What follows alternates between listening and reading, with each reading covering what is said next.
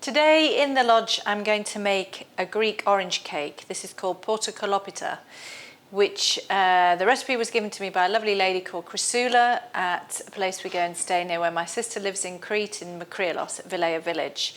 It's very simple, quick, easy to make. It looks a really odd sort of combination of ingredients, but everybody that I know of who's tried it loves it, and thanks to Chrissoula obviously for the recipe.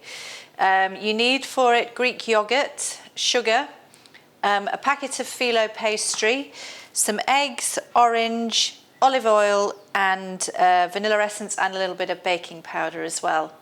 So those are the ingredients that you need, and also we're going to make after it, once the cake goes in the oven, which it goes in at 170 degrees, we make a syrup as well, which pours over the cake when it comes out hot.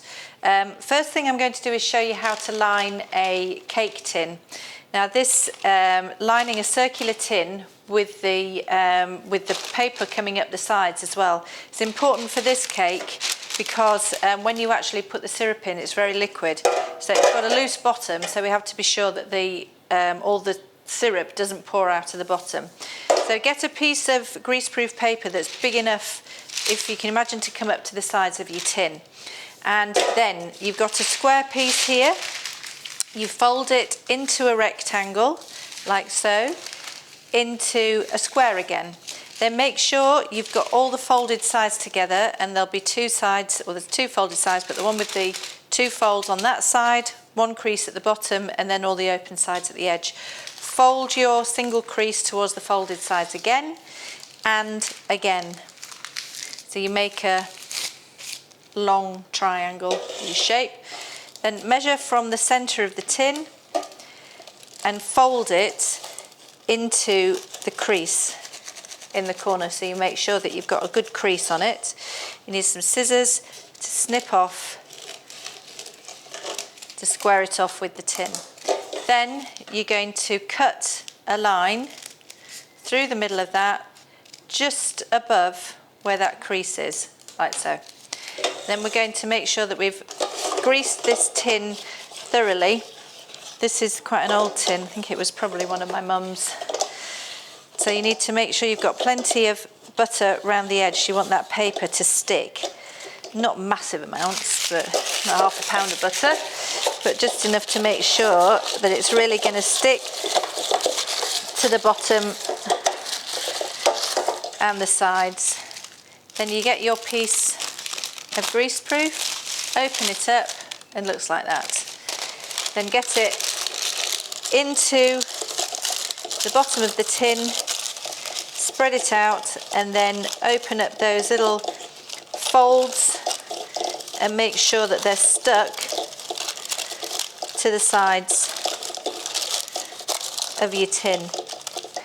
And this saves you a lot of money. Those very expensive already prepared cake tin liners from shops, they're really expensive. So there you go, there's your lined cake tin. And make sure it's really pushed into the corners, and then that should not allow any of the liquid to go through the bottom when we put the syrup in. So we'll just put that to one side. We'll grab the bowl. I've got in here some Greek yoghurt and caster sugar, and I'm going to weigh into that 100 mils of olive oil. If you prefer to use rapeseed oil, you can do, but the olive oil gives it more of an authentic flavour. So 100 mils of that go in. Remember, when you're weighing into your scales as well, pour in a little slower when it gets close to 100, as it soon reaches that 100 point, and it reaches it slower than you're pouring. And oil is slightly heavier than water, but still you'll get a much more accurate measurement in a scale than you would do on in a jug. And a litre weighs a kilo, so if you remember that, so you can measure grams or millilitres in grams as well. So you've got your olive oil in there. I'm going to crack into there the eggs,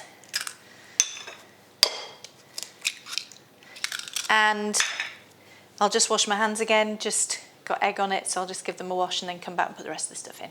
I'm going to take the zest of an orange as well, or half an orange in this case, sorry. just one of these zesters, brilliant tools for just pairing off just the right amount of zest. You want to go half the way around the orange, and then just on this little chopping board, I'm just going to chop that up, just roughly. And that goes in as well.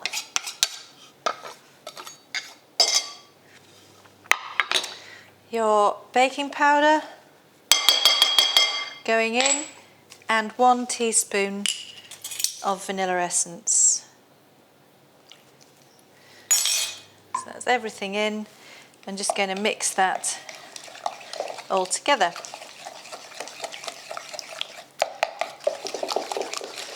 It looks a rather strange combination of ingredients, but this does work really, really well.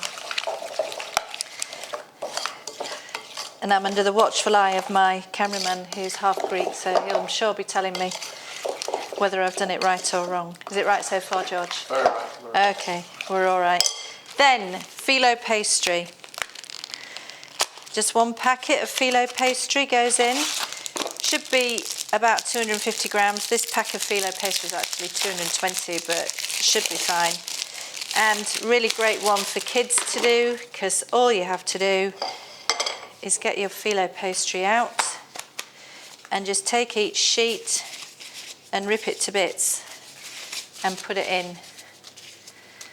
All very, very easy, straightforward. You can actually use, if you've had a packet of Filo pastry lurking in your freezer for some time, Filo doesn't, it's okay if it hasn't been for very long, but if it's been in for a long time, it can go really dry and crumbly. That's perfect for this recipe. So you can just put it in. So you just keep going and adding all the Filo pastry until it's all ripped up and put into the mixture. So I've just ripped up the last couple of sheets of Filo. I'm just going to mix all that in together. This recipe is also in my book, Ali Bilton Cooks Her Favourites, and in it goes into your prepared tin.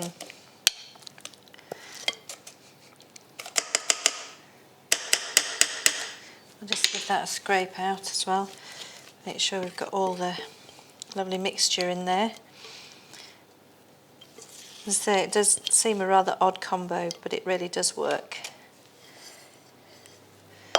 And just spread that out,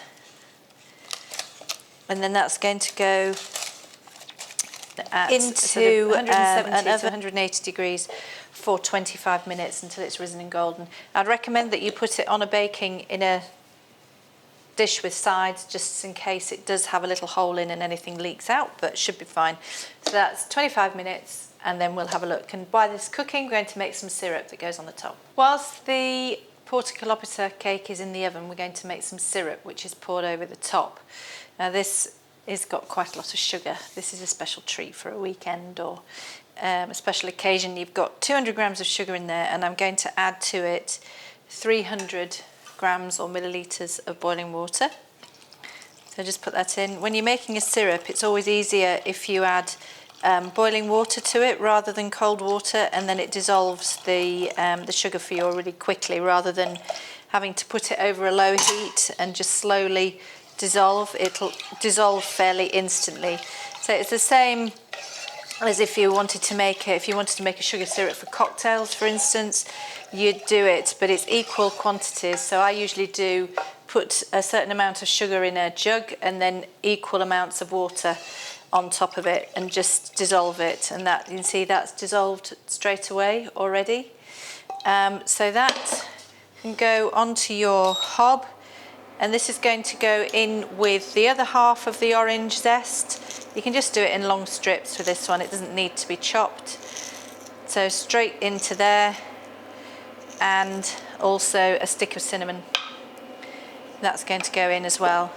And then that just wants to come to the boil, and then that just gently simmers for 5 minutes. And then you just put that onto one side, and as soon as your cake comes out of the oven, then this syrup pours over the top, and you let it all soak in, and it's a bit like a sort of version of a Greek orange drizzle cake.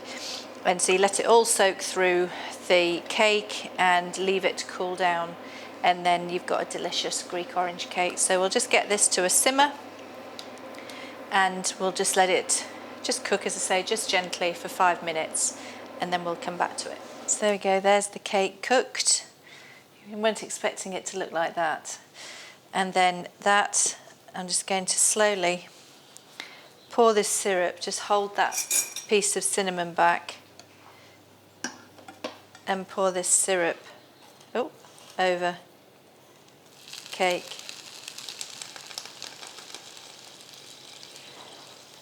Just slowly, slowly.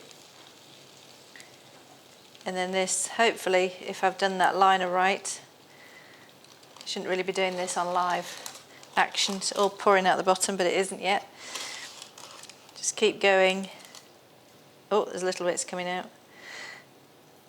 That's going to come through. Only tiny amounts. Just make sure that drains all in. And then let that sit for a good few minutes to cool down. And then we'll take the paper off and have a look a little bit later at what it looks like. Just drizzle that around and make sure it all soaks in, and you have a really nice spongy cake inside. Now it's time to turn out our cake. Before I do that, I'm just going to mix together. I've got here some strained Greek yoghurt, which is actually labneh, but it can be used as yoghurt as well. And I'm just going to add a little bit of honey to it, just about a teaspoon of honey in there, a little sprinkling of cinnamon go into it, and a spot of orange juice, just a squeeze of orange juice in, and mix that all together.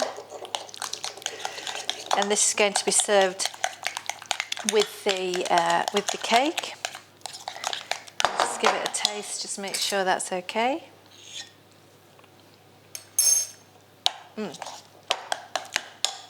Very nice. So we'll lift that. I've just got a little bit of juice underneath, that's all right. Lift that out. Peel away the outer edges of your cake, and then lift that out. And then I'll just get a spatula and just lift that off that piece of paper.